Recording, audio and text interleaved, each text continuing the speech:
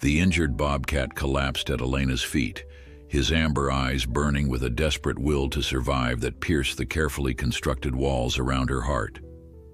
In that single breathless moment, the wild predator shattered 2 years of emotional numbness, forcing her to confront the very thing she'd fled to the Arizona desert to escape. Before we continue, don't forget to subscribe to the channel, like the video, and comment where in the world you're watching from. Let's go. The Arizona desert holds secrets beneath its sun-scorched surface that few ever discover. Life adapts, survives, and occasionally reaches out in ways that defy explanation. For Dr. Elena Vasquez, the harsh beauty of the Sonoran Desert had been both sanctuary and prison for the past 2 years, a place where she could escape her past while being perpetually reminded of what she'd lost. No one in the small community of Saguaro Ridge knew the real reason she'd abandoned her prestigious position at the San Diego Wildlife Conservation Center. They only knew her as the quiet veterinarian who kept to herself, living in the adobe house at the edge of town, taking on just enough local pets to pay the bills. On this particular morning, Elena woke before dawn, as she always did, to avoid the crushing midday heat. The temperature had already climbed to 82 degrees by 6:30 a.m., promising another day when the mercury would flirt with 110. She pulled her dark hair into a practical ponytail, slipped on her hiking boots, and filled her hydration pack. These sunrise hikes were her ritual, her therapy, her way of moving forward when everything inside her wanted to stay frozen in time. "Come on, Rusty," she called to her red heeler, the only companion she'd allowed herself since moving to Arizona. The dog bounded to her side, his excitement for their daily ritual undiminished by repetition. Together they headed out, following the trail that wound through the saguaro-dotted landscape behind her property, up toward the rocky ridge that gave the town its name. Elena moved with the confidence of someone intimately familiar with the terrain, her eyes constantly scanning the ground for rattlesnakes or scorpions. 2 years in the desert had taught her respect for its dangers, both seen and unseen. The trail steepened, and she welcomed the burn in her muscles, the way physical exertion temporarily silenced the thoughts that haunted her. At the summit, she paused to catch her breath and watch the sun crest the distant mountains, painting the sky in spectacular shades of amber and gold. This moment, this silence, was why she came. For a few precious minutes, the weight she carried seemed lighter, the memories less painful. But the reprieve never lasted. "Enjoy it while you can, boy," she murmured to Rusty, who sat panting beside her. "Another hour and it'll be too hot for anything with sense to be out here." The descent usually took less time, but Elena was never in a hurry to return to her empty house. She chose a different path down, one that curved through a narrow wash where desert wildflowers still clung to life despite the advancing summer. Rusty trotted ahead, nose to the ground, occasionally stopping to investigate something only he could detect. She was halfway down when the dog's behavior changed. His ears pricked forward, his body tensed, and a low growl rumbled in his throat. "Rusty, heel!" Elena commanded sharply. Her first thought was rattlesnake, the desert's most immediate danger. But Rusty wasn't backing away as he'd been trained to do with snakes. Instead, he moved forward cautiously, his growl shifting to a curious whine. That's when she saw it, a flash of spotted fur partially hidden beneath a palo verde tree. Elena froze. Her trained eye immediately recognized the distinctive markings of a bobcat. But something was wrong. The animal wasn't moving with the fluid grace these predators were known for. Instead, it seemed to be dragging itself forward, leaving a faint trail of blood on the sandy soil. "Stay back," she warned Rusty, though her voice lacked conviction. Years of professional training kicked in as she assessed the situation. The bobcat was young, not quite full-grown, and clearly injured. As a wildlife veterinarian, she'd handled countless injured predators, but that had been in another life, with proper equipment and a team to assist. The Bobcat spotted them and tried to retreat, but collapsed after a few painful steps. The sound it made, a mixture of fear, pain, and resignation, pierced Elena's carefully constructed emotional walls. It was a sound she recognized too well, not just from animals but from herself in the darkest moments after the accident. "Easy now," she murmured, knowing the words weren't for the wild animal's benefit but her own. She should leave it alone. That's what the locals would do. Nature's way, they'd say. The strong survive, the weak don't. She'd come to the desert precisely because its harsh realities reflected the truth she'd finally accepted. Life wasn't fair, and no amount of care or intervention could change the inevitable. Yet she found herself taking a careful step forward, then another. The Bobcat watched her with brilliant amber eyes that held no trust, only the wary calculation of a predator assessing threat. Up close, Elena could see the extent of the injuries, a deep gash along its hind leg, possibly from a larger predator or a run-in with barbed wire, and signs of severe dehydration. Without intervention, the animal wouldn't survive another day in this heat. "I shouldn't do this," she told herself aloud. "I really shouldn't." But even as she spoke, she was removing her light jacket, preparing to use it as a makeshift restraint. This was foolish, dangerous even.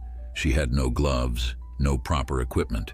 The Bobcat, though weakened, could still inflict serious damage. Every professional protocol she'd ever followed warned against exactly what she was about to do. The Bobcat made another attempt to escape as she approached, but only managed to collapse again, this time landing almost at her feet. Their eyes met, and something passed between them, a recognition that transcended the natural boundaries between human and wild animal. In those amber eyes, Elena saw the same desperate will to survive that had kept her going after she'd lost everything. In one fluid motion, born from years of practice, Elena threw her jacket over the Bobcat and quickly secured it, creating a bundle that immobilized the animal while leaving its nose exposed for breathing. The Bobcat struggled weakly, then went still, either from exhaustion or some primitive understanding that resistance was futile. "Rusty, home," she commanded, and the dog, trained to recognize the urgency in her voice, led the way back toward the house. Elena followed, carrying the surprisingly light bundle against her chest, feeling the rapid heartbeat of the wild animal through the fabric. By the time they reached her house, sweat poured down her face and her arms ached from maintaining a grip that was secure without being crushing. The Bobcat had remained still throughout the journey, but Elena knew that could change in an instant. With practiced efficiency, she converted her rarely used garage into a makeshift examination room, locating the emergency veterinary kit she'd brought from San Diego, but never expected to use again. "Okay, let's see what we're dealing with," she murmured, carefully unwrapping the jacket while maintaining control of the animal's head. The Bobcat was male, young, but not a kitten, probably around a year old. The leg wound was worse than she'd initially thought, deep and showing early signs of infection. He was severely dehydrated and underweight, with several older injuries that told a story of hard survival. Elena worked methodically, drawing on skills that had once been as natural as breathing. She administered fluids, cleaned and treated the wound, and gave a careful dose of antibiotics, all while maintaining a gentle but firm control of the frightened predator. Throughout the examination, the Bobcat's eyes never left her face, watching with an intensity that seemed to look straight into her soul. "You're a fighter, aren't you?" she said softly as she finished bandaging the leg. "But sometimes even fighters need help." The words caught in her throat, echoing with a meaning she hadn't intended. For the first time in 2 years, Elena felt something crack in the protective shell she'd built around herself. This wild creature, this perfect embodiment of independence and survival, had collapsed at her feet, unable to continue alone. Just as she had collapsed, figuratively if not literally, after the accident that took David and their unborn child. As she secured the Bobcat in a large dog crate lined with blankets, providing water and a small amount of raw meat from her freezer, Elena realized her hands were shaking, not from fear of the wild animal, but from the rush of emotions she'd kept carefully contained for so long. She'd come to the desert to escape, to hide, to let her heart become as dry and hardened as the landscape around her. And now this injured predator had somehow found the one crack in her armor. "Just until you're stable," she told the Bobcat, who had finally succumbed to exhaustion and medication, curled in the back of the crate. "Then you go back where you belong." She didn't know then how impossible that simple plan would prove to be, or how this unexpected encounter would force her to confront everything she'd been running from. The Bobcat had collapsed at her feet, but what he would awaken in her was something far more complicated than compassion. It was the beginning of a journey neither of them had chosen, but both somehow needed, a journey back to life itself. Elena spent the rest of the day moving between her garage and her computer, researching Bobcat rehabilitation and reaching out to former colleagues. Most of the responses were the same: contact Arizona Game and Fish, surrender the animal to authorities. Protocol dictated that wild predators required specialized facilities, not makeshift garages, and certainly not solitary veterinarians with no official wildlife credentials in the state. But something held her back from making that call. The nearest wildlife rehabilitation center was 3 hours away in Phoenix, and based on the Bobcat's condition, Elena wasn't convinced he would survive the journey. At least that's what she told herself as she checked on him hourly, adjusting his fluids and monitoring his temperature for signs of infection. "This is temporary," she reminded herself as evening fell, "just until he's stable." As darkness settled over the desert, Elena found herself dragging a chair into the garage, a medical textbook in one hand and a glass of wine in the other. She told herself it was necessary to monitor the Bobcat through the night, but the truth was more complicated.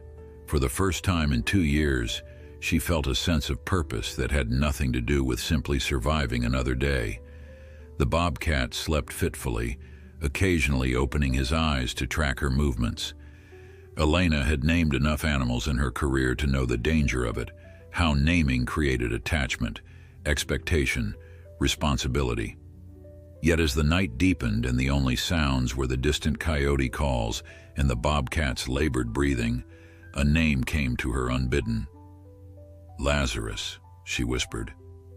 "Because you've come back from the edge." The name hung in the air between them, an acknowledgement of something Elena hadn't wanted to face.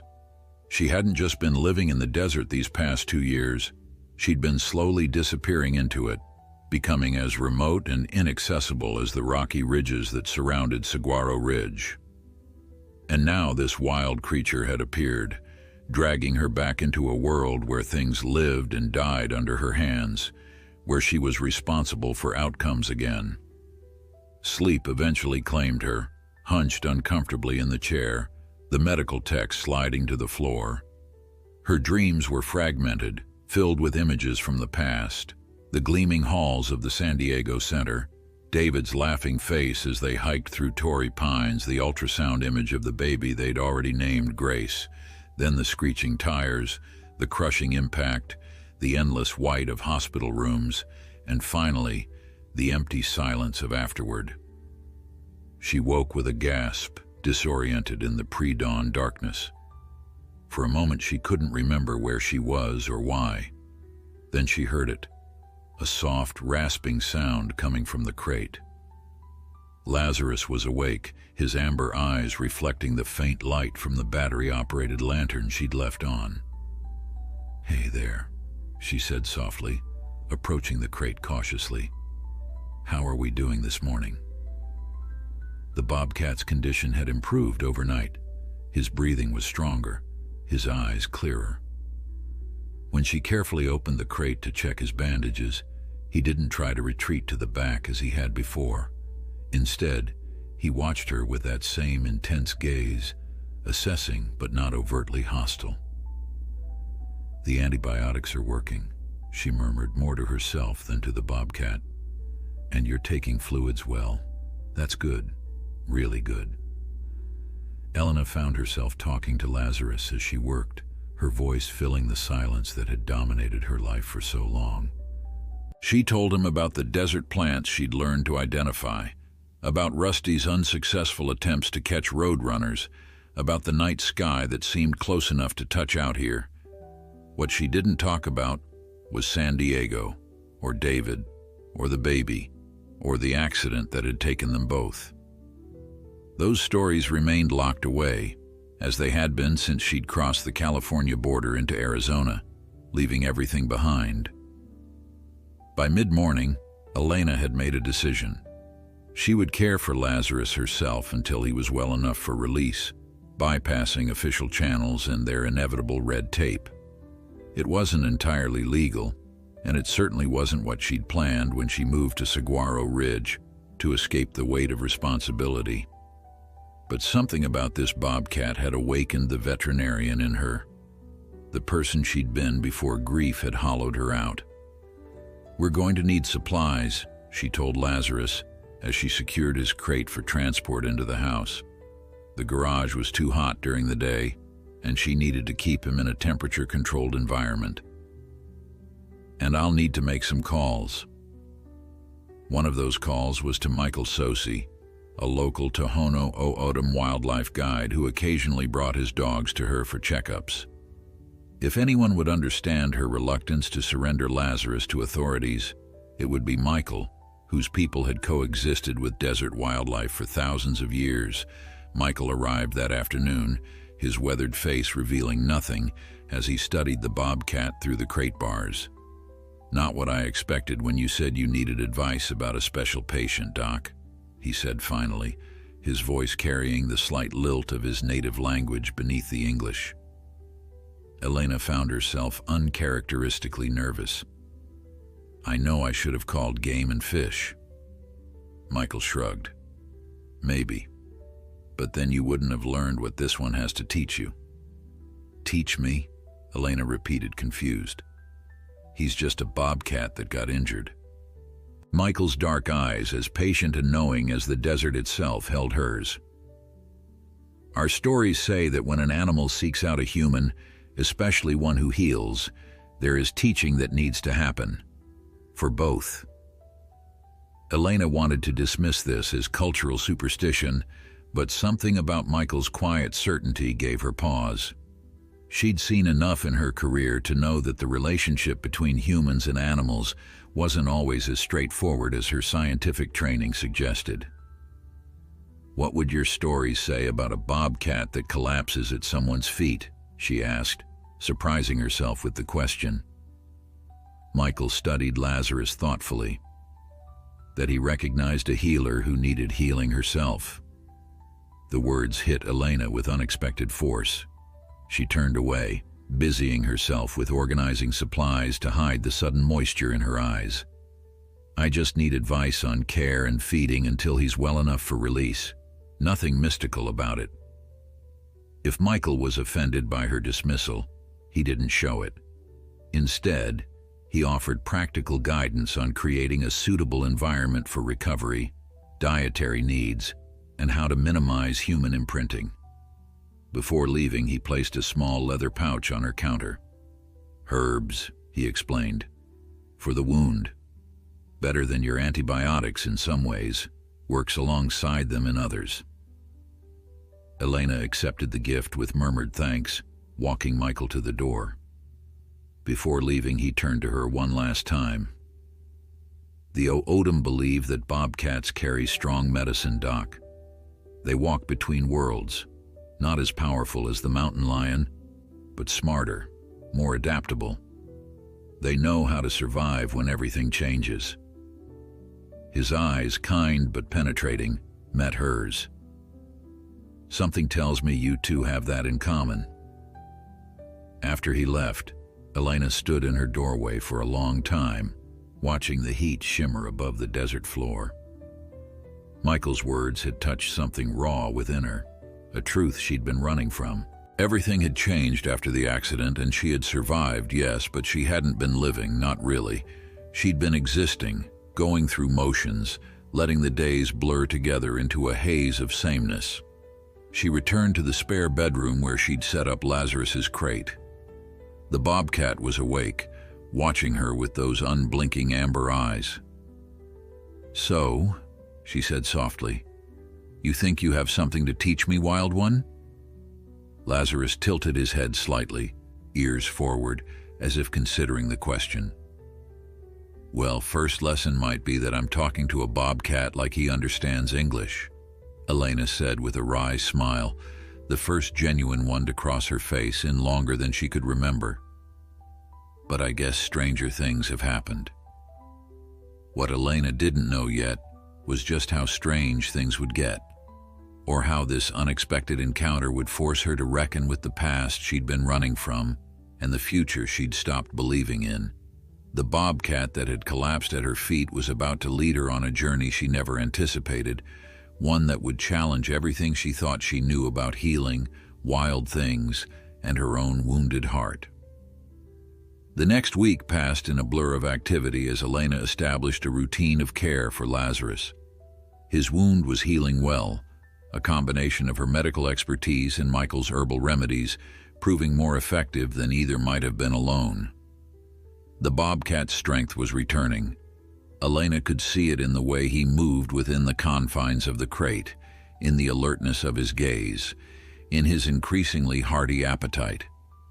She'd converted her seldom-used dining room into a recovery space, setting up the crate near windows that looked out onto the desert landscape, but away from areas where Rusty might disturb him.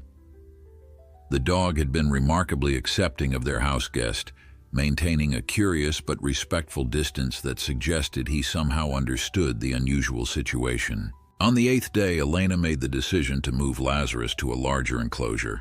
She'd spent the previous 2 days constructing it in her backyard, a spacious pen with climbing platforms, hiding spots, and protection from the sun. It wasn't ideal, nothing like the specialized facilities she'd had access to in San Diego, but it would allow the bobcat more freedom of movement while still protecting his healing leg. "Today's the big day," she told Lazarus as she prepared the transport carrier. "You're getting an upgrade in accommodations." The bobcat watched her with that penetrating gaze that still unsettled her at times, too knowing, too perceptive for a wild animal. When she opened the crate door, he didn't immediately move, studying her as if assessing her intentions.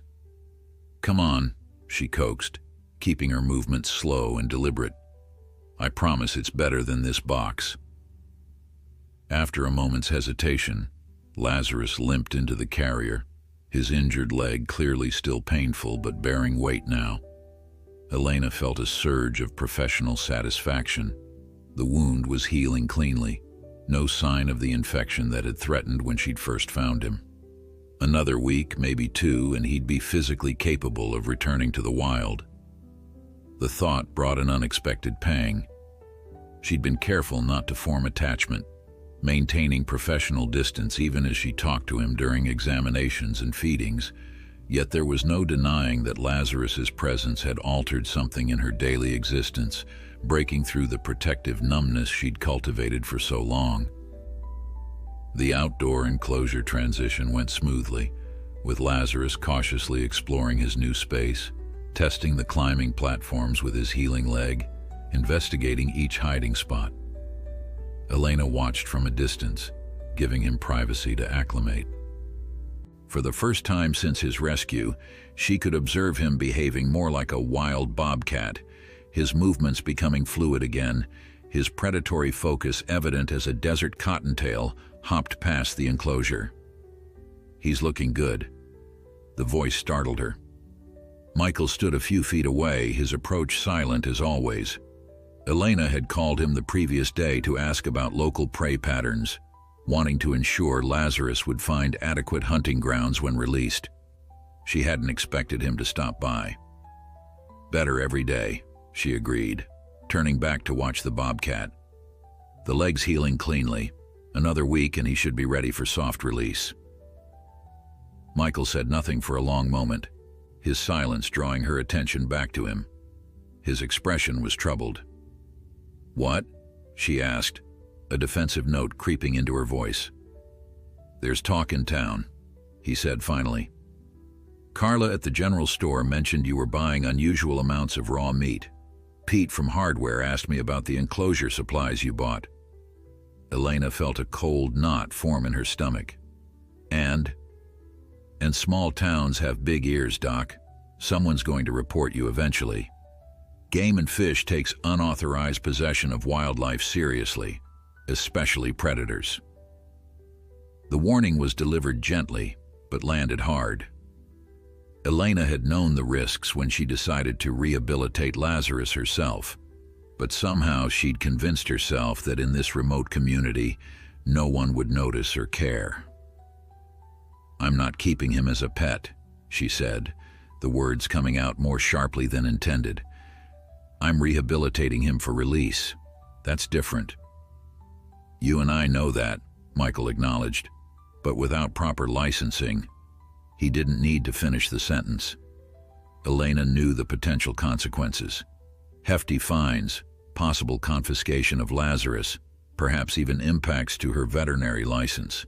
The legal path would have been to surrender him immediately to authorities, not to create a backyard rehabilitation program. "I couldn't let him die," she said quietly, watching as Lazarus settled into one of the shaded platforms, his spotted coat blending perfectly with the dappled light. "And I couldn't trust that anyone else would care enough to save him." Michael studied her face. "This isn't just about the Bobcat, is it?" The question hung in the air between them.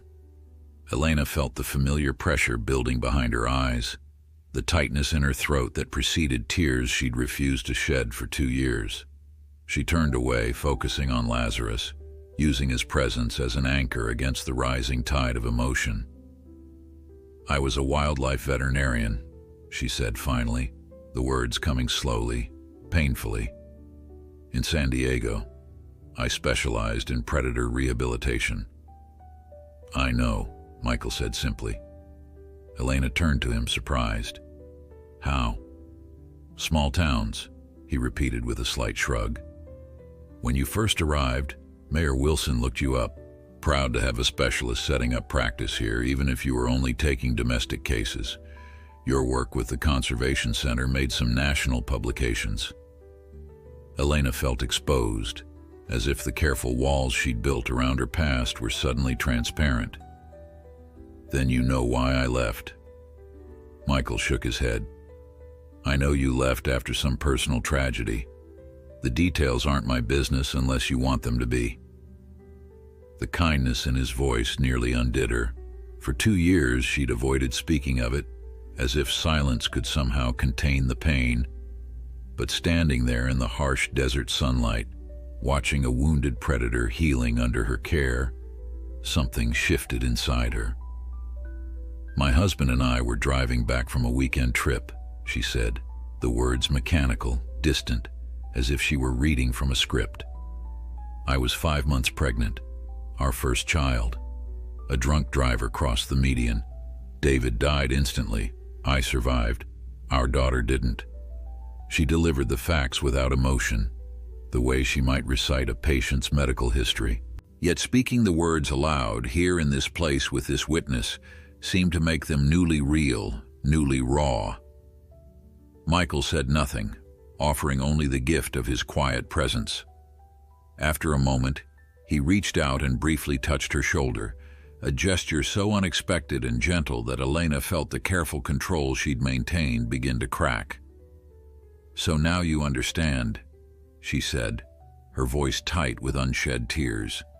"Why I couldn't just hand Lazarus over to someone else. Why I needed to be the one to save him." "Yes," Michael said simply. "I understand." They stood in silence, watching as Lazarus groomed himself, his movements becoming more natural each day. The desert around them shimmered with afternoon heat, cicadas creating a pulsing backdrop of sound that seemed to match the rhythm of Elena's heartbeat. "What will you do?" Michael asked finally. If someone reports you? Elena considered the question. 2 weeks ago, her answer might have been different. She might have surrendered at the first sign of conflict, retreating further into her isolation. But something had changed since Lazarus had collapsed at her feet. "I'll fight," she said, surprising herself with the firmness in her voice. "I'll apply for emergency rehabilitation credentials, call in favors from colleagues, whatever it takes." Michael nodded, approval evident in his expression. "Good. The Bobcat isn't the only one finding his strength again." The observation was too accurate, too insightful for comfort, but Elena didn't deny it. There was truth in his words, a truth she was only beginning to acknowledge herself. Lazarus's physical healing was visible, measurable, progressing daily. Her own healing was less tangible but no less real, a slow awakening from the emotional hibernation of the past 2 years. "I should go," Michael said, turning to leave.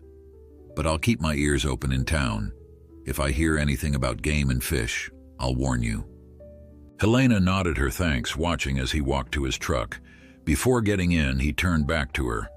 "You know," he called, "in our traditions, healing goes both ways. The healer and the healed exchange medicine. Maybe you needed this Bobcat as much as he needed you." As she watched Michael's truck disappear in a cloud of dust, Elena turned back to the enclosure. Lazarus had moved to the edge nearest her, watching with those intent amber eyes.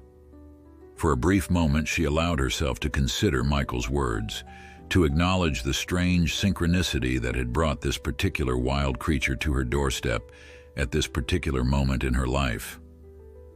"Maybe he's right," she said softly to the Bobcat. "Maybe we're healing each other."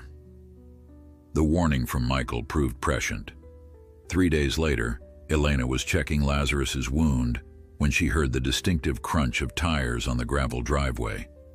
Peering through the window, she saw the unmistakable green and tan of an Arizona Game and Fish Department vehicle. Her heart sank as an officer in uniform stepped out, clipboard in hand. "Stay quiet," she whispered to Lazarus, though the Bobcat hardly needed the instruction.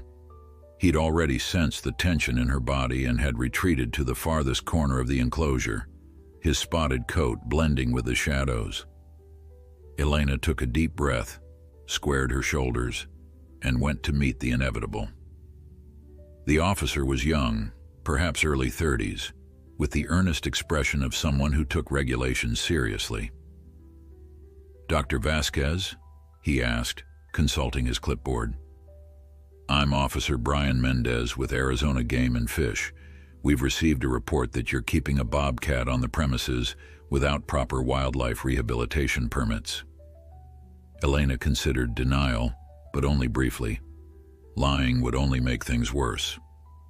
"Yes, I have a Bobcat. He was injured, severely dehydrated with an infected leg wound. I found him while hiking and provided emergency care." Officer Mendez's expression remained neutral, professional. "I understand your intentions may have been good, Dr. Vasquez, but there are protocols for these situations. You should have contacted our department immediately." "He wouldn't have survived transport to Phoenix," Elena said, hearing the defensive edge in her voice. "I'm a trained wildlife veterinarian. I was the senior predator specialist at San Diego Wildlife Conservation Center for 8 years. In California," Mendez pointed out gently, "you don't have wildlife rehabilitation credentials in Arizona." "No," Elena admitted, "but I do have a state veterinary license, and the animal was in critical condition." Mendez sighed, clearly uncomfortable with the situation. "I'll need to see the Bobcat and assess its condition. Then we can discuss options." Elena led him to the backyard enclosure, where Lazarus remained hidden in the shadows. "He's still recovering. Please keep your distance. Stress could set back his progress." The officer nodded, maintaining a respectful position as he observed the enclosure. "This is impressive," he admitted, noting the climbing structures, hiding spots, and natural elements Elena had incorporated. Not what I was expecting. I'm not keeping him as a pet, Elena said firmly. This is rehabilitation with the goal of release. Once his leg is fully healed and he's demonstrated adequate hunting skills, I plan to return him to the area where I found him. Mendez made notes on his clipboard, his expression thoughtful. How long has he been under your care? 11 days. The wound is healing well, but he still favors the leg. I'd estimate another 2 weeks before he's ready for soft release. Soft release? A gradual transition back to the wild, Elena explained, slipping into the professional tone she'd once used when training interns. I'll open the enclosure but continue to provide supplemental food nearby, decreasing it gradually as he builds confidence hunting on his own. Mendez nodded, making additional notes. You clearly know what you're doing, Dr. Vasquez. But that doesn't change the fact that you're in violation of state wildlife regulations. Elena had expected this, had been preparing for it since Michael's warning. I'd like to apply for emergency rehabilitation authorization, she said, reaching into her pocket for the folded papers she'd prepared. I've completed the forms and can provide references from colleagues at several wildlife centers. Mendez looked surprised as he accepted the papers. This is unusually thorough. I take wildlife rehabilitation seriously, Elena said, and I want to do this properly. The officer studied the documents, then looked back at the enclosure where Lazarus had finally emerged from hiding, watching them with cautious interest. I should confiscate him, Mendez said, though his tone lacked conviction. Protocol would be to transport him to our Phoenix facility. And I should have called you the moment I found him, Elena acknowledged. But we both know the system is overloaded. The Phoenix Center is at capacity. I checked. They're dealing with 3 mountain lion cubs from that poaching case last month, plus the usual spring influx of orphaned wildlife. Mendez gave her a sharp look. You've done your homework. Wouldn't you, if someone you cared about was at stake? The words slipped out before Elena could consider their implication. Caring about Lazarus was precisely what she'd been trying to avoid, the emotional attachment that would make eventual release more difficult. Yet there it was, spoken aloud to a stranger, an admission she hadn't even made to herself. Mendez seemed to sense the importance of the moment. He looked from Elena to the Bobcat and back again, making a decision. I'll submit your emergency application today, he said finally. Given your qualifications and the current situation at our facilities, there's a good chance it will be approved. In the meantime, he hesitated, then closed his notebook. In the meantime, I'll note that I conducted an inspection and found no evidence of wildlife being kept on the premises. Elena stared at him, hardly believing what she was hearing. You'd do that? Mendez shrugged, a small smile breaking through his official demeanor. Let's just say I got into this job because I care about animals, not paperwork. Your setup is better than what we could offer him right now, and you clearly know what you're doing. His expression turned serious again. But if that application isn't approved, or if I hear you've acquired any other wildlife, you won't, Elena promised quickly. Lazarus is a special case. Lazarus? Mendez raised an eyebrow. You named him? Elena felt her cheeks warm. It just happened. The officer shook his head, but there was understanding in his eyes. Be careful, Dr. Vasquez. These animals aren't meant to be companions. The goal is always release. I know, Elena said quietly, watching as Lazarus limped across the enclosure to drink from the water feature she'd installed. Believe me, I know. After Mendez left, promising to expedite her application, Elena sat by the enclosure for a long time, watching Lazarus as he navigated his space with increasing confidence. The Bobcat occasionally glanced her way, acknowledging her presence without fear, but also without the dependency that would make wild survival impossible. You heard the man, she told him. You're not staying. This isn't permanent. Yet even as she spoke the words, Elena felt the subtle shift that had begun the moment Lazarus collapsed at her feet. This animal, this wild creature who owed her nothing, had somehow breached the carefully constructed walls around her heart. Not as a pet, not as a replacement for what she'd lost, but as something else entirely. A bridge between her past and whatever future might be possible. That evening, Elena did something she hadn't done since moving to Arizona.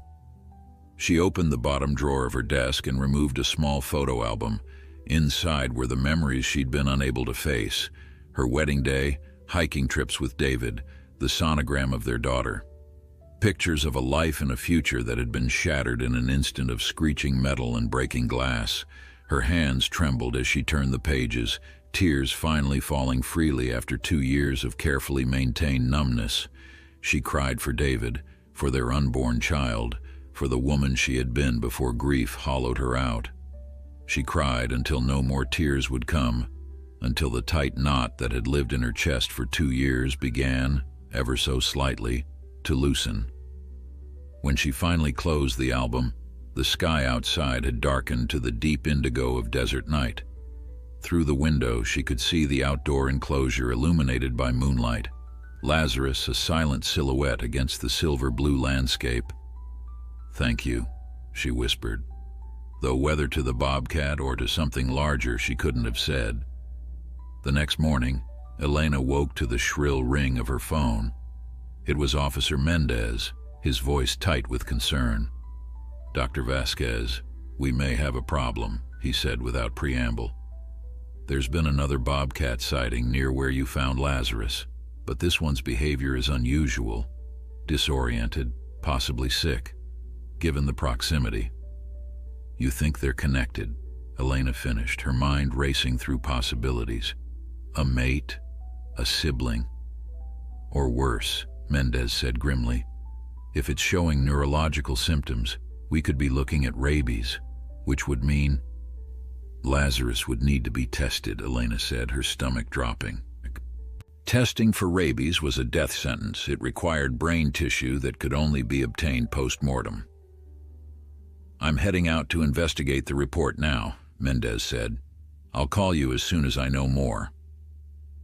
As Elena hung up, she looked out at the enclosure where Lazarus was stretching in the early morning sun, his movements more fluid each day, his wild grace returning. The thought of losing him now, just when both of them were beginning to heal, was unbearable. Yet if public safety was at risk, what choice would there be? Elena's veterinary training kicked in immediately, overriding the emotional panic that threatened to overwhelm her. She went straight to Lazarus's enclosure, observing him with new clinical attention. His movements were steady, his eyes clear and focused. He showed none of the neurological symptoms associated with rabies: no disorientation, excessive salivation, or unprovoked aggression. Still, the incubation period for rabies could be lengthy, and early symptoms could be subtle. She retrieved her notes from Lazarus's initial examination. She'd checked for bite wounds then, knowing they were the primary transmission route for rabies, and found nothing suspicious. The leg injury had been clean, a deep laceration consistent with barbed wire or a similar sharp object, not the tearing associated with animal attacks.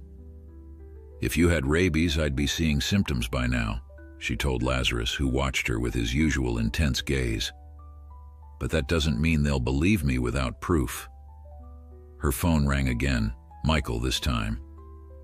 "Heard about the second Bobcat," he said without greeting. "Pete at the hardware store overheard radio chatter. Game and Fish is out in force." Elena closed her eyes, leaning against the enclosure fence.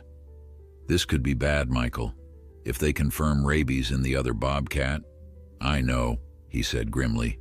"Can you prove Lazarus doesn't have it?" "Not definitively, not without—" She couldn't finish the sentence. "But he's showing no symptoms, and the wound wasn't consistent with a bite." There was a pause on the line.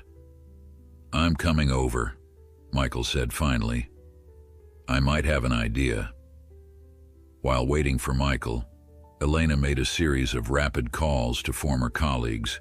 explaining the situation and seeking advice. The responses were unanimous and disheartening. Without clear evidence that Lazarus hadn't been exposed, protocol would dictate euthanasia and testing, especially if another bobcat in the area was confirmed rabid. By the time Michael's truck pulled into her driveway, Elena had moved from panic to a cold, focused determination. She would not lose Lazarus without a fight, not to bureaucracy, not to protocol, not even to the legitimate concerns of public health unless absolutely necessary. Michael wasn't alone. An elderly woman sat in the passenger seat, her white hair in a neat braid, her dark eyes bright in a face deeply lined by sun and time. She moved slowly as Michael helped her from the truck, leaning heavily on a carved wooden cane. "This is my grandmother, Inez Tsosi," Michael explained as they approached. "She asked to come when I told her about Lazarus." Elena nodded a greeting, trying not to show her impatience. She respected Michael's cultural traditions, but with Lazarus's life potentially hanging in the balance, a social visit seemed ill-timed. "My grandson says you found a bobcat that came to you for healing," Inez said, her voice surprisingly strong despite her fragile appearance. "I would like to see him." There was something in the old woman's manner that quieted Elena's objections. She led them to the enclosure where Lazarus had retreated to one of the elevated platforms, watching the newcomers with cautious interest. Inez approached the enclosure slowly, murmuring words in a language Elena didn't recognize.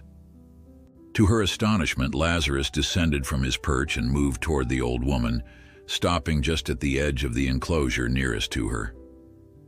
The bobcat and the elder regarded each other in silence for a long moment. "He does not carry the madness," Inez announced finally, turning to Elena. "His spirit is clear." Elena exchanged a glance with Michael, uncertain how to respond. She deeply respected indigenous knowledge, but wildlife officials would require scientific evidence, not spiritual assessments. As if reading her thoughts, Inez smiled slightly. "You need proof that white men will accept," she said. "My grandson has a plan." Michael explained his idea. Document Lazarus's behavior over the next 24 hours with time-stamped video, proving he displayed none of the neurological symptoms of rabies.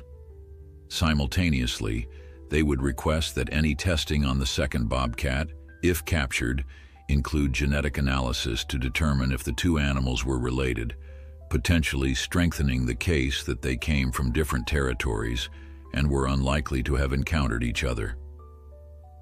"It's not foolproof," Michael acknowledged, "but it might buy us time if the worst happens and they confirm rabies in the other cat." "And there's this," Inez said, reaching into a small pouch at her waist. She withdrew what appeared to be a tuft of fur. "From the sick one. My friend Clara lives near where it was seen. It left this on her fence." Elena stared at the small clump of fur in disbelief. "You're suggesting we compare it to Lazarus's?" "DNA analysis," Michael confirmed. "If they're not related and there's no evidence of direct contact." It was a long shot, but combined with the video documentation and Lazarus's clear lack of symptoms, it might be enough to convince officials to spare him, especially if Elena's emergency rehabilitation application was approved in the meantime, giving her more credibility. As they set up the video monitoring equipment, Officer Mendez called with an update. The second bobcat had been spotted again, definitely showing neurological symptoms. They were setting traps but hadn't captured it yet. "I should warn you, Dr. Vasquez," he said, his voice professionally detached but not unkind. "If we confirm rabies, the protocol is clear. All potentially exposed animals must be tested." "I understand," Elena said, fighting to keep her voice steady. "But I hope you'll consider all available evidence before making that determination for Lazarus." After the call, Elena found herself standing by the enclosure alone, watching as Lazarus groomed himself with typical feline fastidiousness. Michael and Inez had gone to deliver the first sample to a laboratory in Tucson where a colleague of Elena's had agreed to rush the analysis. "I won't let them take you," she whispered to the Bobcat. "Not unless there's absolutely no other choice." Lazarus paused in his grooming to look at her, those amber eyes seeming to hold understanding beyond his wild nature. In that moment, Elena realized fully what had been happening gradually since the day she'd found him. This animal had become a lifeline, connecting her to parts of herself she'd thought lost forever.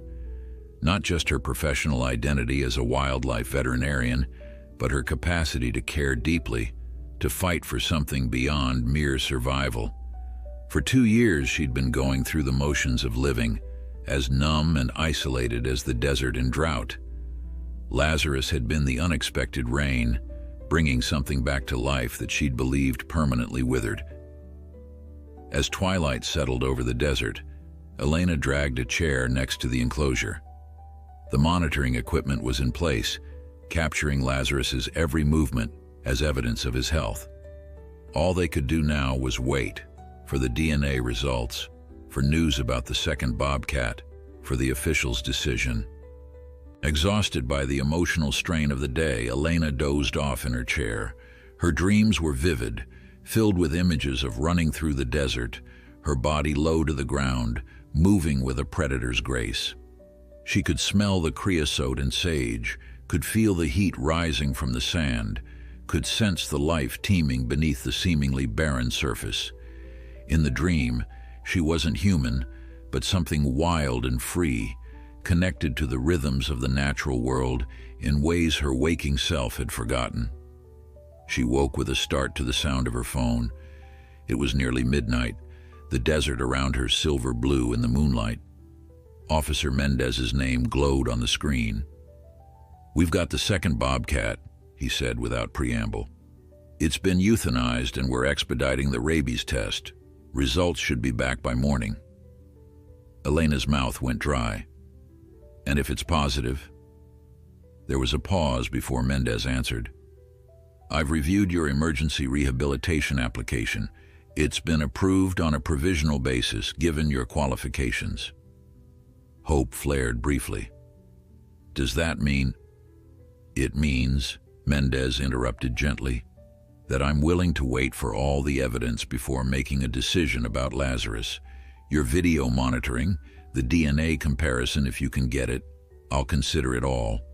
But I can't make any promises, Dr. Vasquez. Public safety has to come first."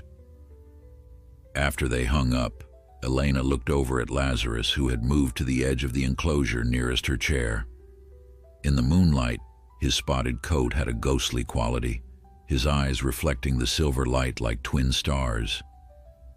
"We've got a chance," she told him softly. "It's more than I had 2 years ago." The words hung in the night air, carrying a weight of meaning beyond their surface. 2 years ago, after the accident, there had been no chance to save what was precious to her. The loss had been absolute, irreversible. But now, with this wild creature who had literally collapsed at her feet, there was possibility again. Uncertain and fragile, but real. For the first time since she'd buried her husband and unborn child, Elena allowed herself to hope. Dawn broke over the desert in a blaze of pink and gold, finding Elena still beside Lazarus's enclosure. She'd been unable to return to bed after Mendez's call, choosing instead to maintain her vigil through the night. The Bobcat had slept intermittently, occasionally opening his eyes to check that she remained nearby, a dynamic that struck Elena as profoundly unusual for a wild animal. Her phone rang just as the sun cleared the eastern mountains. Michael's voice came through, tense but controlled. "The lab started the DNA analysis, but it'll take at least 8 hours for preliminary results," he reported. "Inez stayed in Tucson to make sure they understand the urgency." Elena pictured the elderly woman, fierce in her determination despite her frail appearance, watching over technicians in a sterile laboratory. The image brought an unexpected smile. "Thank her for me," she said, "for everything." There's more, Michael continued. My contact at Game & Fish says they're rushing the rabies test on the second Bobcat. Results expected by noon. Elena's grip tightened on the phone. That's soon. Too soon, Michael agreed grimly. The DNA comparison won't be ready by then. The timeline left them vulnerable. If the second Bobcat tested positive for rabies, officials would likely move quickly to test any potentially exposed animals, including Lazarus. Their evidence of his health might not be sufficient without the DNA results proving the two cats weren't related. I'm coming over, Michael said. We need a backup plan. After hanging up, Elena approached the enclosure. Lazarus was fully awake now, moving with increasing confidence as his injured leg continued to heal. He came to the edge of the fence, regarding her with those penetrating amber eyes. Things are happening fast, she told him softly, but I meant what I said last night. I won't let them take you without a fight. The next few hours passed in a blur of activity. Michael arrived with supplies to strengthen the enclosure, not against Lazarus escaping, but against anyone attempting to remove him without Elena's cooperation. It wasn't a permanent solution, more a delay tactic to buy time for the DNA results if needed. Elena, meanwhile, compiled all her documentation, detailed medical records, the video monitoring showing Lazarus's normal neurological function, photographs of his original wound clearly showing a laceration rather than bite marks. She prepared her case methodically, as she once had for academic presentations, focusing on facts rather than the emotional connection that had developed between her and the Bobcat. At 11:30, Officer Mendez called. Elena's heart hammered as she answered, putting the call on speaker so Michael could hear. The rabies test came back positive, Mendez said without preamble. The second Bobcat was definitely infected. Elena closed her eyes, willing her voice to remain steady. I understand, but that doesn't mean Lazarus was exposed. Protocol is clear in these situations, Dr. Vasquez. Mendez's tone was professionally detached. When a rabid animal is identified, any wildlife of the same species in proximity must be considered potentially exposed. Brian, Elena said, deliberately using his first name, establishing a personal connection. You've seen Lazarus, you've reviewed my documentation. He's showing no symptoms whatsoever, and his wound wasn't from a bite. We're also conducting DNA analysis to determine if the two cats are even from the same territory. There was a pause on the line. I've seen your evidence, Mendez acknowledged. It's compelling, but my supervisor is involved now and he's insisting we follow standard protocol. How much time do we have? Michael asked. I've been instructed to come to Dr. Vasquez's property at 2 p.m. to collect the Bobcat for testing, Mendez replied, his reluctance evident in his tone. I'm sorry. I fought for more time, but with public health at risk. After the call ended, Elena and Michael looked at each other, the gravity of the situation hanging between them. 2.5 hours, Michael said. The DNA results won't be ready. Elena turned to look at Lazarus, who was watching them intently from his perch, as if he understood the conversation concerned his fate. I won't let them take him, she said, her voice hardening with resolve. Not when I know he's healthy. Michael studied her face. What are you thinking? Elena took a deep breath. I'm thinking it might be time for an early release. The plan came together quickly. They would transport Lazarus to a remote area of the desert, far from human habitation, but with adequate prey and water sources. It wasn't ideal. His rehabilitation wasn't complete, his leg still healing, but it was better than the alternative. He would have a chance in the wild. He would have none if surrendered for testing. This goes against everything I believe professionally, Elena said as they prepared the transport carrier. Rehabilitation should never be rushed. Release should be carefully planned, monitored. Sometimes perfect isn't an option, Michael replied. Sometimes you have to choose between bad and worse. As they worked, Elena felt a strange sense of déjà vu. 2 years ago, she'd been faced with impossible choices in the aftermath of the accident. Then, paralyzed by grief and trauma, she'd retreated from life entirely, choosing numbness over pain. Now, faced with Lazarus's imminent danger, she found herself moving toward conflict rather than away from it, choosing action over resignation. When the transport carrier was ready, Elena approached the enclosure for the most difficult part, securing Lazarus. Despite their growing connection, he was still a wild predator, and handling him would be dangerous without sedation. Yet sedation carried its own risks, potentially compromising his ability to survive the early release. "I need to do this alone," she told Michael. "He knows me better." Michael nodded, stepping back to give her space. Elena entered the enclosure slowly, carrier in one hand, a light blanket in the other. Lazarus watched her approach, ears forward, body tense but not aggressive. "I know you won't understand this," she said softly, maintaining eye contact. "But I'm trying to save your life just like before." Whether it was her tone, their established trust, or some deeper understanding, Lazarus allowed her to approach closer than she expected. When she was within reach, she moved smoothly, throwing the blanket over him and quickly but gently securing him before placing him in the carrier.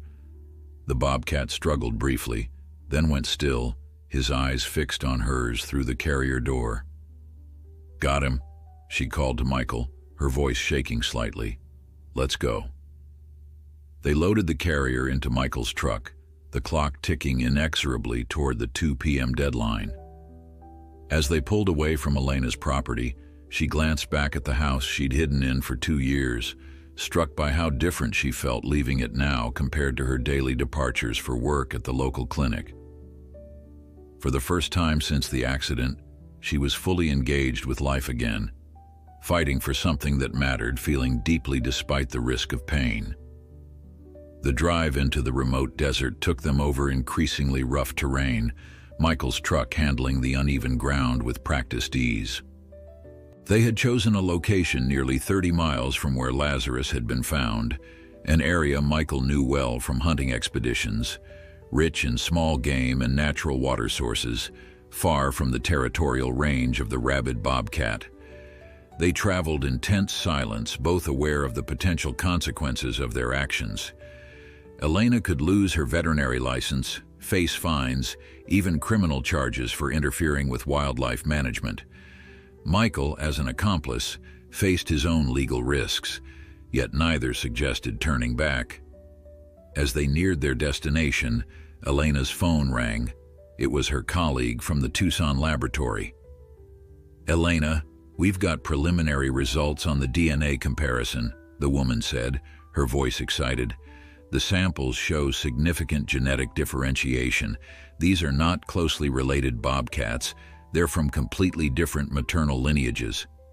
Relief flooded through Elena. "You're certain?" "Absolutely.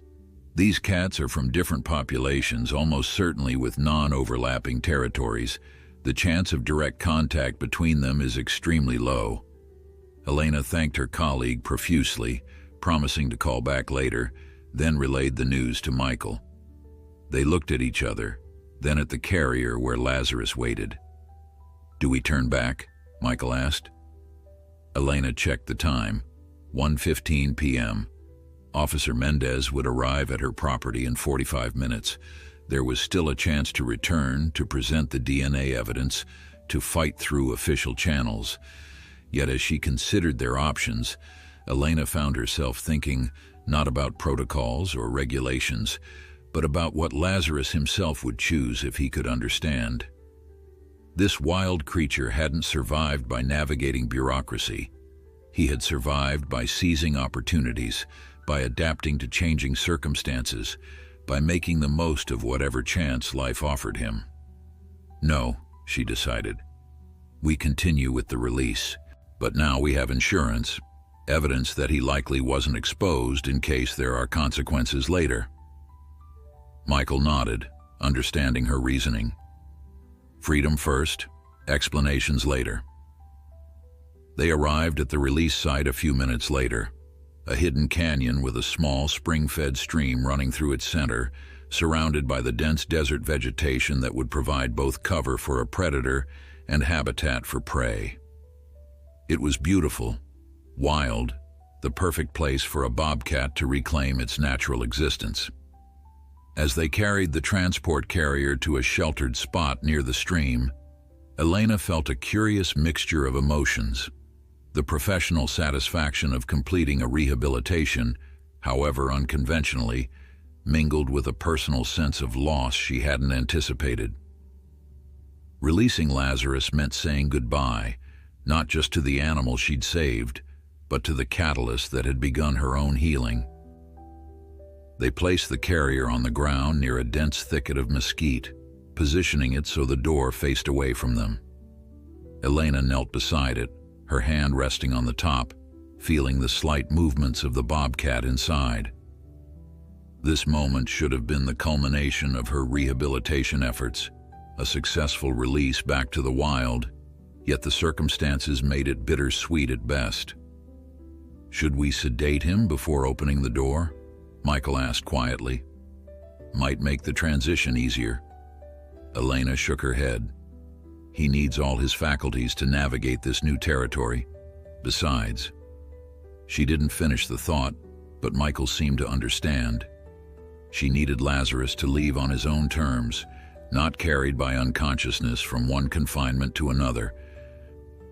"I'll give you a moment," Michael said, tactfully retreating to the truck. Alone with Lazarus, Elena found herself struggling for words. What could she possibly say to a wild animal that had inadvertently changed the course of her life? "You're going to be okay," she finally whispered, her voice thick with emotion. "This place has everything you need: water, shelter, plenty of prey. Your leg is almost healed. You're strong. You'll survive." She was saying these things to herself as much as to Lazarus, she realized. The assurances we offer when facing the unknown, when releasing something precious back to a world we cannot control. With steady hands that belied her inner turmoil, Elena unlatched the carrier door and swung it open, then stepped back. For several long moments, nothing happened. Lazarus remained inside, perhaps sensing the monumental transition that awaited him. "It's okay," Elena encouraged softly. "You can go now." As if understanding her words, Lazarus finally emerged, his movements cautious but not fearful. He paused at the opening, taking in his new surroundings with alert senses, ears swiveling to capture every sound, nose testing the air, those remarkable amber eyes scanning the unfamiliar landscape. He took a few steps away from the carrier, his injured leg showing only the slightest hint of weakness now. Then he stopped and turned, looking directly at Elena with an intensity that made her breath catch. For a moment that seemed to stretch beyond the constraints of ordinary time, wild animal and human regarded each other, connected by something Elena couldn't name but felt to her core. Then, with the fluid grace that was returning more fully each day, Lazarus turned and moved toward the protective cover of the mesquite thicket. Just before disappearing into the dense vegetation, he paused once more, glancing back at Elena as if to fix her image in his memory. Then he was gone, swallowed by the wild landscape that was his birthright. Elena remained kneeling, staring at the empty space where Lazarus had been, tears streaming freely down her face. She had cried more in the past 2 weeks than in the entire 2 years preceding them, as if the bobcat had somehow unlocked a dam within her, allowing all the stored grief to finally flow. She felt Michael's presence before she heard him approach, his shadow falling across the ground beside her. "He didn't even hesitate," she said, wiping at her tears. "Just walked away into his new life." Michael nodded, offering her a hand up. "That's how you know you did right by him. He was ready." "But the rehabilitation wasn't complete," Elena objected, the professional in her still struggling with the compromise they'd been forced to make. His hunting skills, his leg. Some things can't be taught, Michael said gently. They have to be remembered. His wild nature didn't disappear during his time with you. It was just waiting for the chance to reclaim him. As they packed up the empty carrier, Elena's phone rang. The screen showed Officer Mendez's number. She took a deep breath and answered. "Dr. Vasquez, I'm at your property," Mendez said, his tone carefully neutral. "Neither you nor the Bobcat appear to be here." Elena closed her eyes briefly. "That's correct, officer." There was a pause. "I see. And would you care to tell me where either of you might be found?" "I'm helping a friend with an emergency," Elena replied, the half-truth bitter on her tongue. "As for Lazarus, he's been released." The silence that followed was heavy with implication. When Mendez spoke again, his voice had hardened. "You understand that interfering with a wildlife management operation is a serious offense. Your provisional rehabilitation permit doesn't authorize independent release decisions, especially in a potential rabies exposure situation." "I have evidence that Lazarus was not exposed," Elena said firmly. "DNA analysis confirms the two bobcats are from completely different populations with non-overlapping territories. I can provide documentation from the laboratory." "That's helpful information," Mendez conceded, his tone softening slightly. "But it doesn't change the fact that you violated protocol." "I made a professional judgment call to protect a healthy animal," Elena said, conviction strengthening her voice. "Sometimes protocols don't serve the best interests of the wildlife we're both committed to protecting." Another pause, longer this time. "Where was the bobcat released?" Elena hesitated, looking to Michael, who nodded encouragingly. "A remote area with appropriate habitat, well outside the range of the rabid bobcat. I can provide GPS coordinates on the condition that he not be pursued for testing without new evidence suggesting exposure." Mendez sighed audibly. "This puts me in a difficult position, Dr. Vasquez." "I understand," Elena said, "and I'm prepared to face whatever consequences come my way. But Lazarus deserved a chance." After another moment of silence, Mendez spoke again, his voice lower, less official. "The DNA evidence helps your case considerably. I'll need that documentation, along with all your medical records and the video monitoring data. My supervisor won't be happy, but if the evidence is strong enough..." Relief washed through Elena.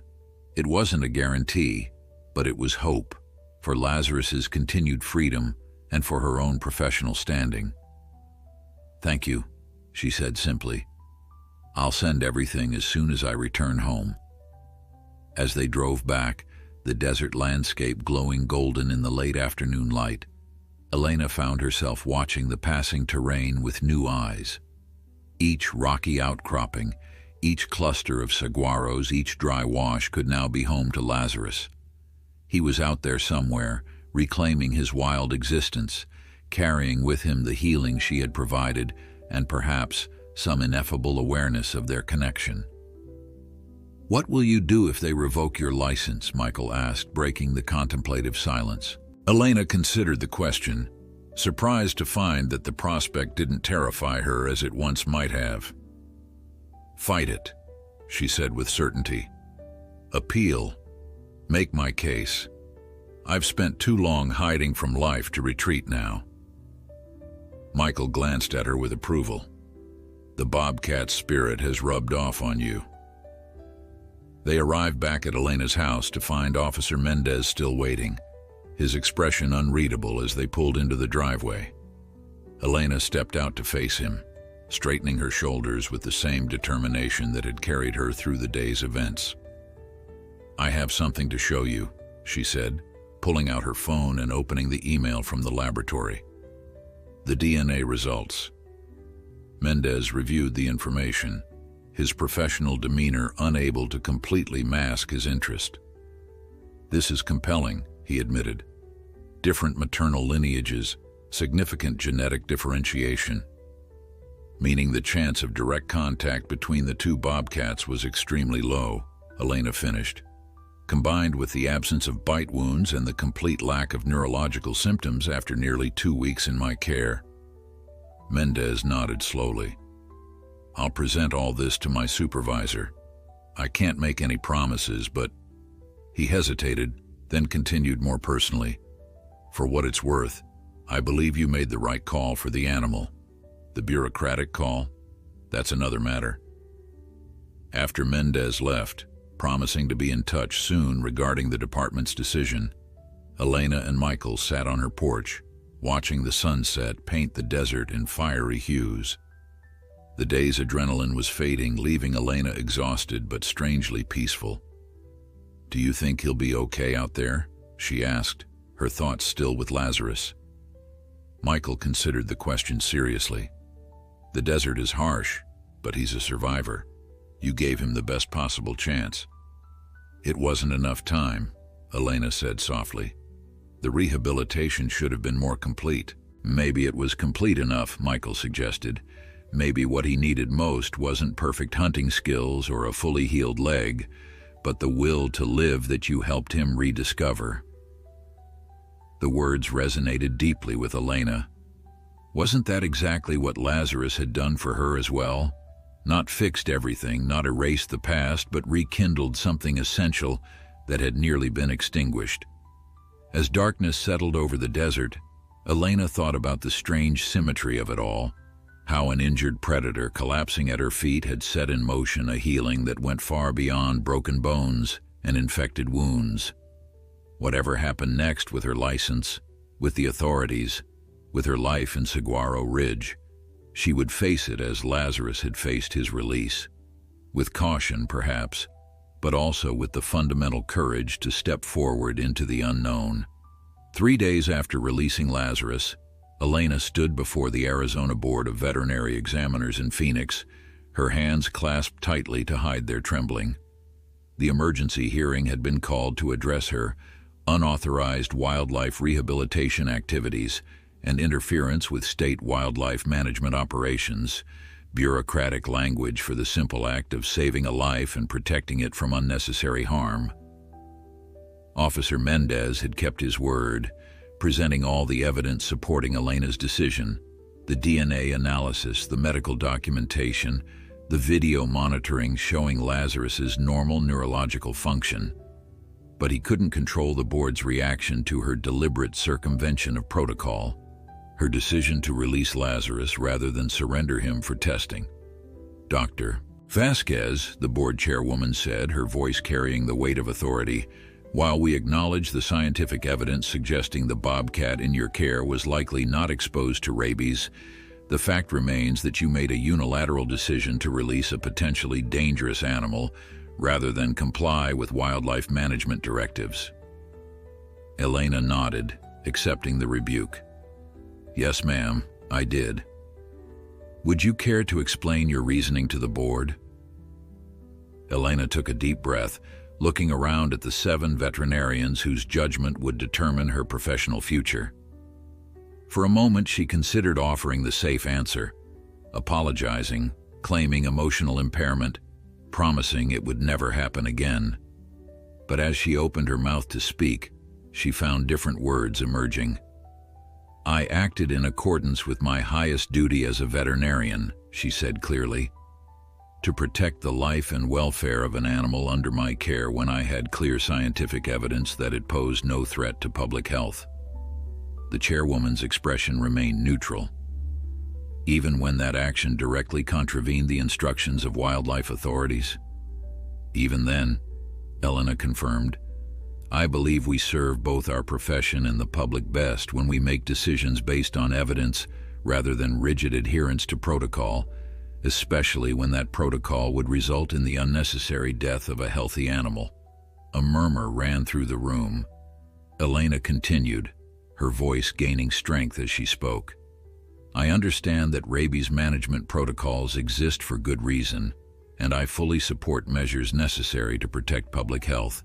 But in this specific case, with clear evidence that this particular bobcat had not been exposed, Euthanasia for testing would have been unnecessary destruction of wildlife, counter to both conservation ethics and veterinary principles. She paused, then added, "I accept full responsibility for my decision and will accept whatever consequences the board deems appropriate.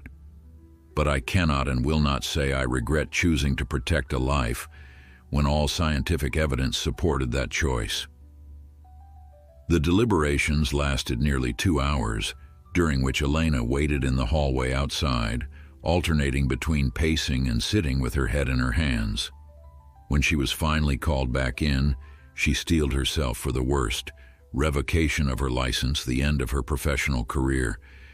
The chairwoman's face gave nothing away as she delivered the board's decision: a 6-month probation of Elena's veterinary license, mandatory ethics training, and a formal reprimand in her professional record. She would retain her license and could continue practicing, but under supervision.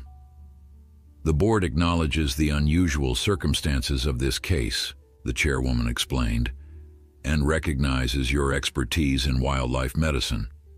Your evidence was compelling, and your motivation, while problematic in execution, was ethically sound. However, we cannot condone actions that bypass established public health protocols regardless of outcome." It was, Elena realized as she drove back to Saguaro Ridge that evening, a remarkably lenient outcome.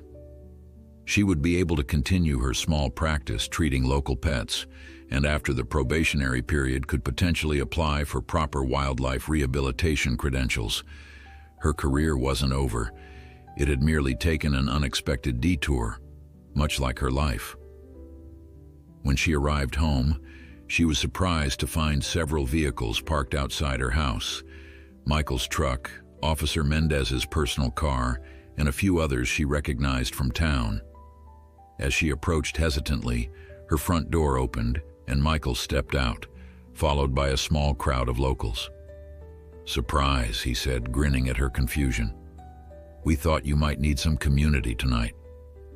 It was a modest gathering, just a handful of people from Saguaro Ridge who had heard about her situation through the small-town grapevine and come to offer support. There was Carla from the general store, who had suspected something was up with all the raw meat purchases but had chosen not to be the one to report her. Pete from the hardware store, who admitted sheepishly that he'd wondered about the enclosure supplies but thought she might be rehabilitating an injured dog. Officer Mendez, who had come off duty to tell her personally that the rabid Bobcat situation was contained, with no new cases reported. And Inez, Michael's grandmother, whose quiet presence seemed to anchor the gathering. "We brought food," Carla announced, gesturing to the covered dishes on Elena's rarely used dining table. "Figured you wouldn't have eaten all day with that hearing." Elena stood in her doorway, overwhelmed by the simple gesture of community. For 2 years she had held herself apart from these people, convinced that isolation was safer than connection. Yet here they were, stepping into the empty space she had created around herself, filling it with noise and warmth and the mundane miracle of human kindness. "I don't know what to say," she admitted, feeling tears threatening again. "Thank you." "No need for speeches," Pete said gruffly. "Just eat something before you fall over." The evening passed in a blur of conversation, food, and unexpected laughter. Elena found herself sharing stories about Lazarus, his dignified patience during treatments, his intense gaze, the way he seemed to study her as much as she studied him. To her surprise, no one questioned her decision to release him rather than surrender him for testing. In this community that lived close to the desert's harsh realities, the choice to fight for a life rather than sacrifice it unnecessarily made intuitive sense. As the gathering wound down and guests began to leave, Inez approached Elena, moving slowly with her wooden cane. "The Bobcat has medicine for you still," the old woman said, her dark eyes knowing. "His story with you is not finished." Elena smiled gently, attributing the comment to cultural beliefs she respected but didn't share. "He's free now, living his wild life." That's the best ending to our story." Inez shook her head slightly. "Stories don't end so neatly. The circles continue." She patted Elena's hand and moved toward the door, leaving Elena puzzling over her words. Officer Mendez was the last to leave, lingering awkwardly at the door. "For what it's worth," he said finally, "I think you made the right call with Lazarus. Professionally, I couldn't say that, but personally..." He shrugged. "Sometimes the rules and the right thing don't line up perfectly." "Thank you for presenting all the evidence to the board," Elena said sincerely. "It made a difference." After everyone had gone, Elena stood on her porch, looking out at the star-filled desert sky.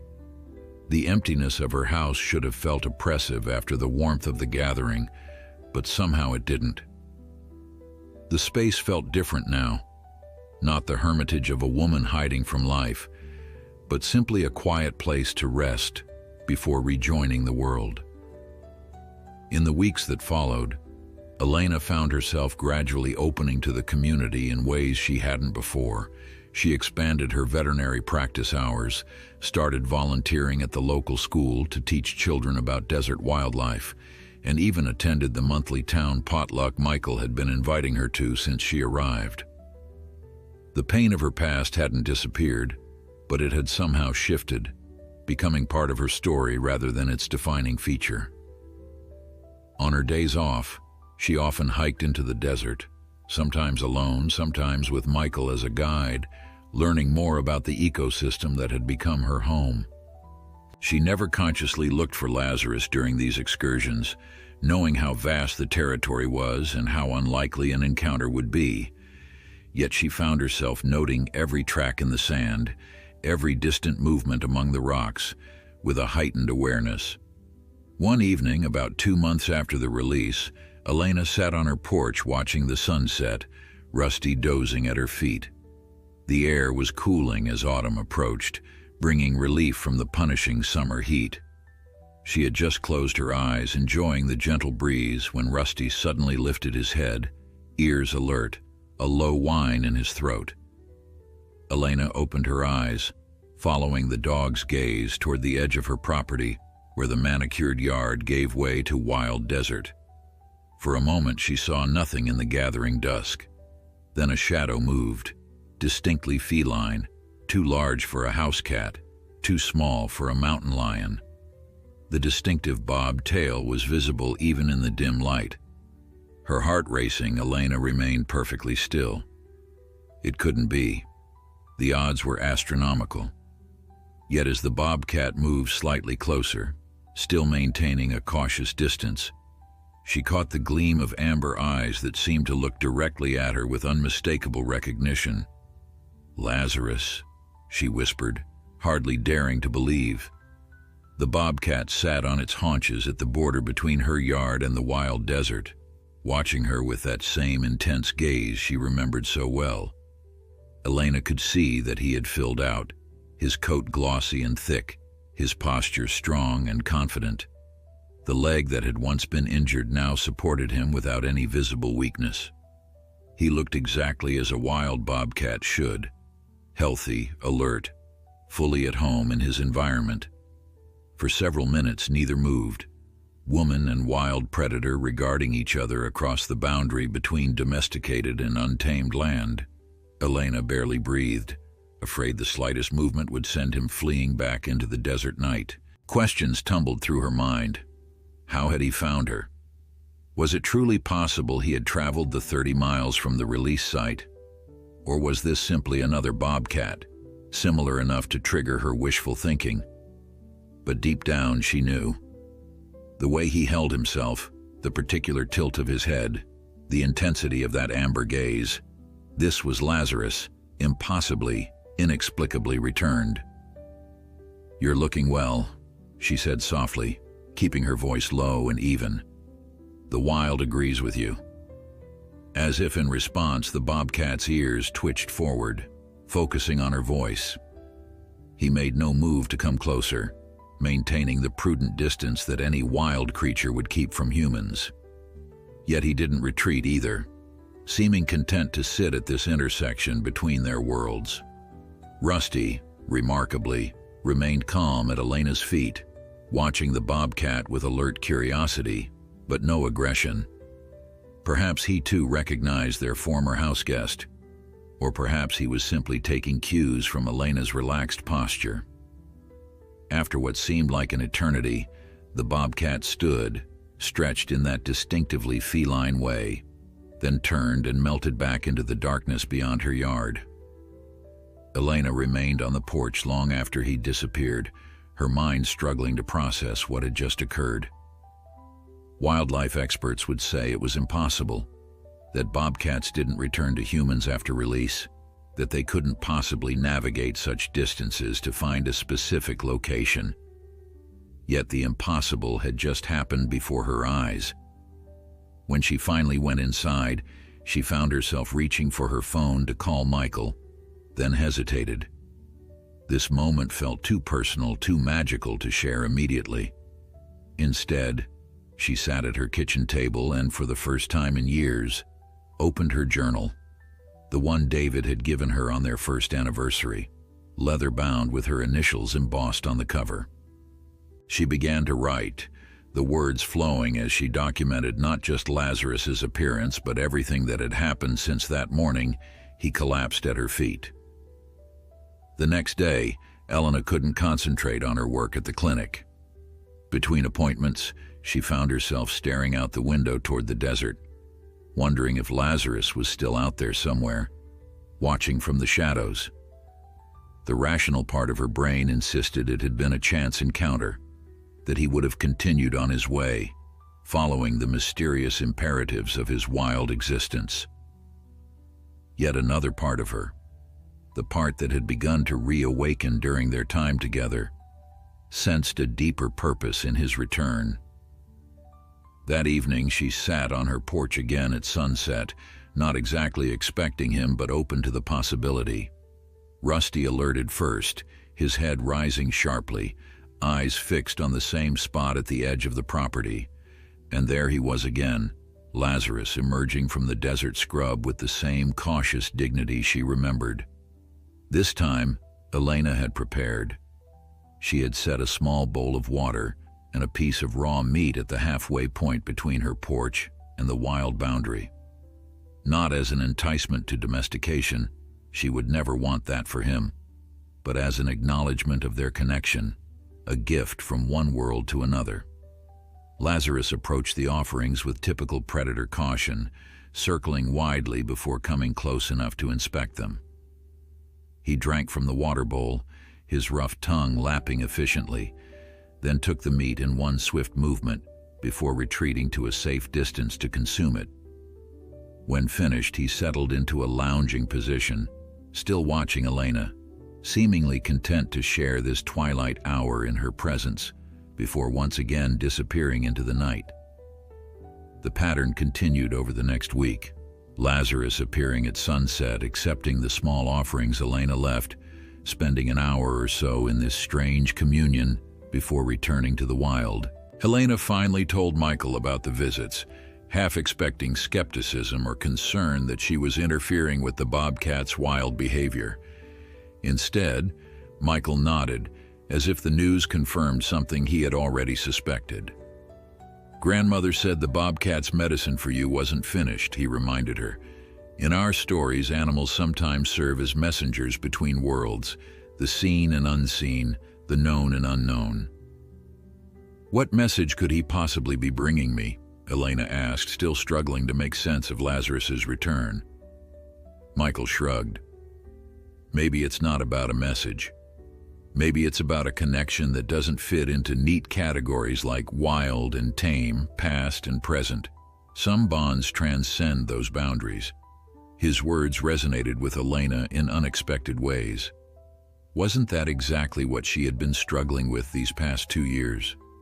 The inability to categorize her grief, to place her loss firmly in the past so she could move into a present that didn't constantly echo with absence.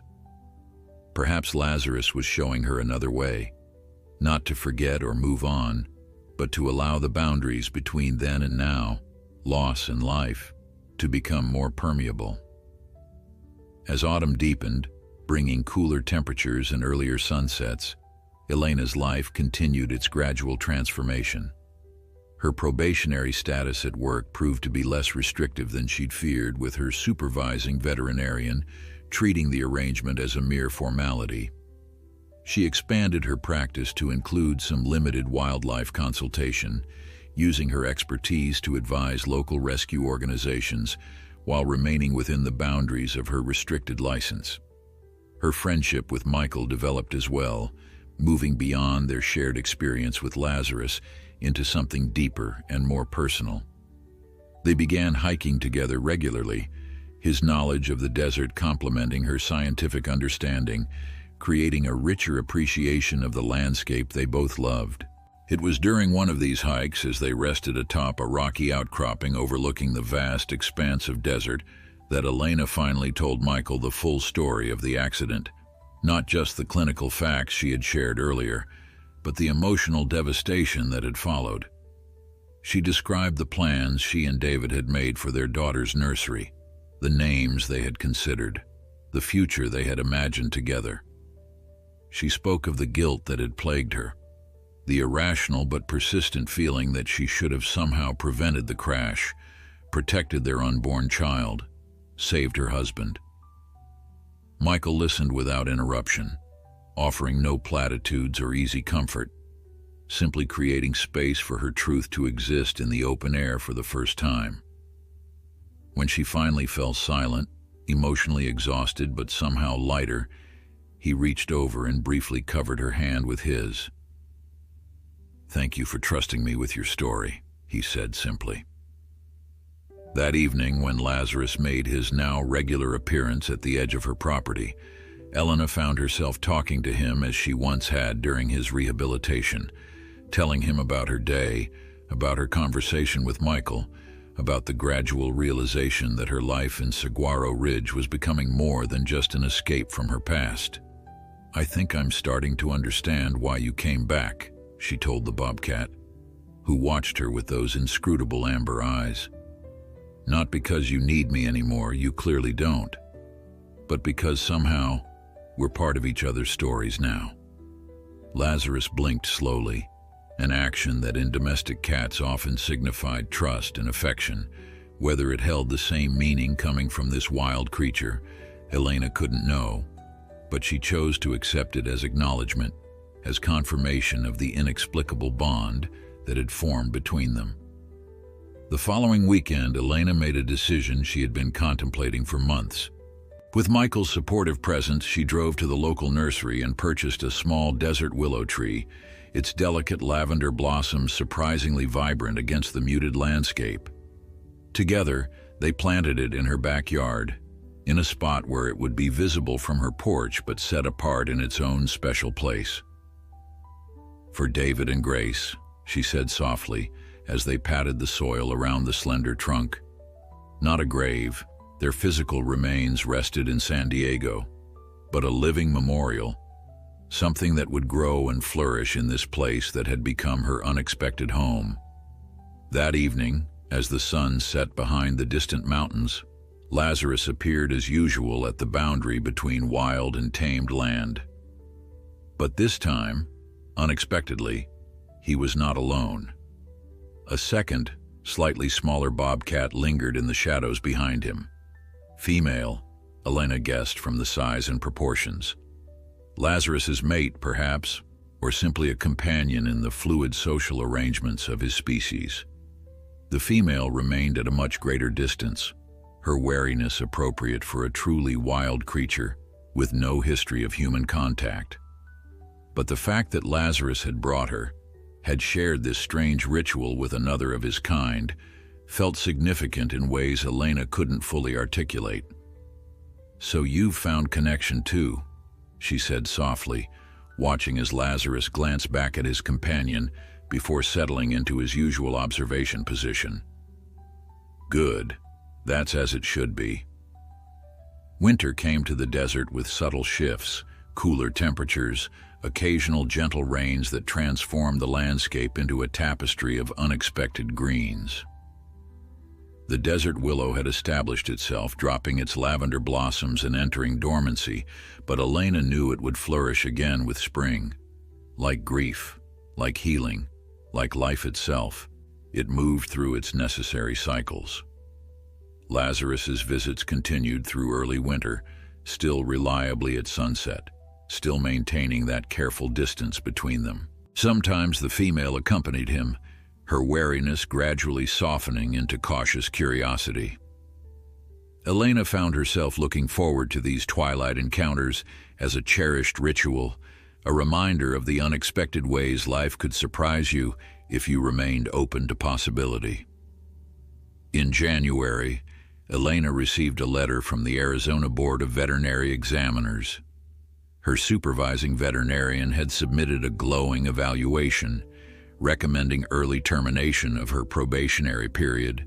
The board had voted unanimously to restore her full licensing privileges, noting her exemplary service to the community and commitment to ethical practice. Additionally, her application for wildlife rehabilitation credentials was being expedited, with approval expected within weeks. The letter represented professional vindication, certainly, but Elena found herself more moved by the personal implication that she had not only survived her mistake but had somehow transformed it into a new beginning. She was no longer just the woman who had lost everything, who had retreated to the desert to hide from life. She was becoming someone new, someone who had learned to carry her losses without being defined by them. That evening, she shared the news with Michael over dinner at her house, something that had become a weekly tradition. Their relationship had evolved into a comfortable companionship that neither felt compelled to label or rush. It was enough to share meals, conversations, occasional touches that carried meaning without demand. Like the desert itself, they allowed things to unfold at their own natural pace. "We should celebrate," Michael said, raising his glass in a toast, "to second chances." "And third and fourth," Elena added with a smile, "to as many chances as it takes." After dinner, they sat on the porch as usual, waiting for Lazarus and his companion. But as the sun sank below the horizon and darkness settled over the desert, there was no sign of the bobcats. "Maybe they're hunting elsewhere tonight," Michael suggested, noting Elena's concern. "Their patterns would naturally vary." Elena nodded, trying to ignore the hollow feeling in her chest. She had never assumed the visits would continue indefinitely. Lazarus was wild, his movements dictated by instincts and necessities far removed from human schedules or attachments. Still, his absence left an unexpected emptiness. The bobcats didn't appear the next evening either, nor the one after. Days stretched into a week, then two. Elena found herself lingering on the porch each sunset, watching the boundary between her property and the wild desert, trying to quell the worry that something had happened to Lazarus, that he had encountered a mountain lion or hunters or any of the numerous perils that wild predators faced. "Nature doesn't offer guarantees," Michael reminded her gently when she finally voiced her fears. "But bobcats are survivors. Lazarus especially has proven that." As January gave way to February, Elena forced herself to accept that the visits might have ended permanently. It was the natural order of things. Wild animals followed their own imperatives, moved according to seasonal patterns, formed and dissolved connections based on needs beyond human understanding. She had been privileged to share in Lazarus's journey for a time, but perhaps that chapter had closed.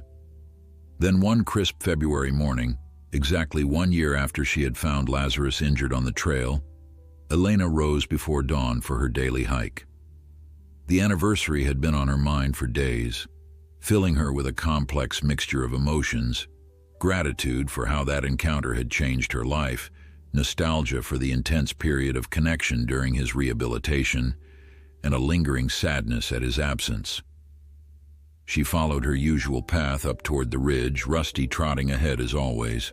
The desert was quiet in the pre-dawn light, the air sharp and clear, the sky beginning to lighten with the promise of sunrise.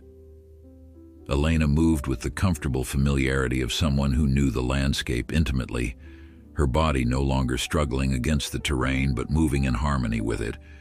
At the summit, she paused to catch her breath and watch the sunrise, just as she had done that fateful morning a year ago. The parallels weren't lost on her. Same place, same time, but she herself so profoundly changed. As the first rays of sunlight crested the distant mountains, painting the sky in brilliant oranges and pinks, she felt a surge of gratitude so intense it brought tears to her eyes. For this place that had sheltered her broken heart, for the people who had gradually drawn her back into community, for the wild creature who had collapsed at her feet and inadvertently set her on a path toward healing. It was then, in that moment of perfect stillness, that she saw them. 3 figures moving along the rocky ridge about 50 yards away. 2 adult bobcats, unmistakable with their distinctive spotted coats and bobbed tails, accompanied by a smaller version. A half-grown kitten, gangly but confident, learning the ways of survival from its parents. Elena held her breath, not daring to move. Rusty froze beside her, sensing the importance of the moment. The larger of the 2 adults, Lazarus she was certain, paused, turning to look directly at her across the distance. Even from afar, those amber eyes seemed to connect with hers, acknowledging her presence before turning his attention back to his family. The trio continued along the ridge, the adults patient as the youngster practiced its climbing skills on the rocky terrain. They showed no fear of the distant human observer, but no particular interest either. Simply wild creatures going about their wild lives, perfect in their freedom and self-sufficiency.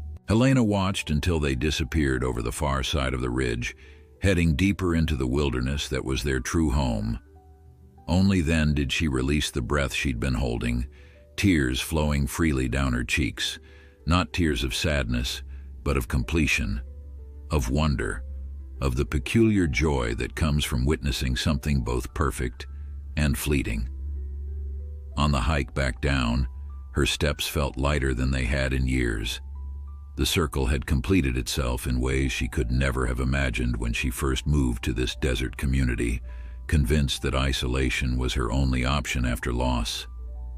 Lazarus had come into her life wounded and desperate, had healed under her care, and had returned to the wild where he belonged. Now he had a mate, offspring, a continuation of life's endless cycle. And wasn't that what she had needed to learn? That endings were also beginnings, that loss created space for new forms of connection, that healing didn't mean forgetting but integrating, carrying the past forward into whatever future might unfold. As she descended the trail, Elena's phone signaled an incoming message. It was from Officer Mendez. "Wildlife rehabilitation credentials approved. Congratulations, Dr. Vasquez." She smiled, tucking the phone away. Another circle completing itself, another door opening. She would start small, songbirds perhaps, or small mammals, building her skills and facilities gradually. But eventually, she hoped to work with predators again, to use her expertise to help injured bobcats, coyotes, even mountain lions return to the wild where they belonged. When she reached her house, the desert willow stood sentinel in the yard, its bare branches waiting patiently for spring. Elena paused beside it, placing her hand on the slender trunk.